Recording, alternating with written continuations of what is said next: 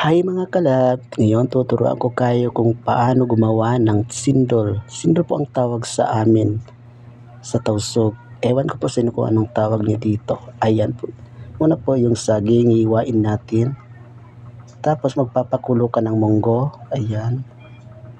Kuluin mo hanggang sa maging malambot ang luto niya. Kagaya nito guys. Ayan. Pwede na yan guys.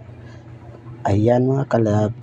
Tapos gugudgud ka ng niyog at saka ayan, kapag luto na yung yung munggo, malapit na maluto na yung munggo, lagyan mo na yung saging na inihiwa-hiwa mo. Ayan, tapos i-mix mo yan. Ayan guys, ayan, tapos i-mix mo. Kapag malambot na yung yung pagkatingin ni malambot na yung yung saging at saka yung munggo, takpan mo ng 10 minuto. Tapos takpan mo ng 10 minuto, ibigay mo na yung niyog.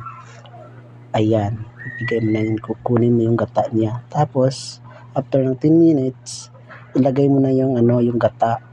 Ayan. Lagay mo na yung gata.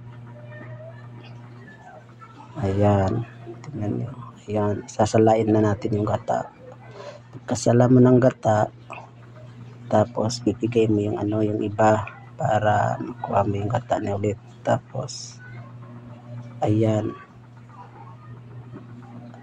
guys, tignan niyo yan. Ayan na yung gata. Tapos lagyan mo na ng asukal. Depende po sa inyo kung matamis pa yung gusto niyo o yung katamtaman lang.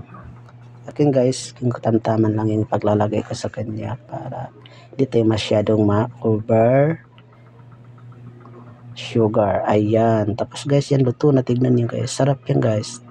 Ayan. Sindol yung tawag sa amin. Maraming salamat.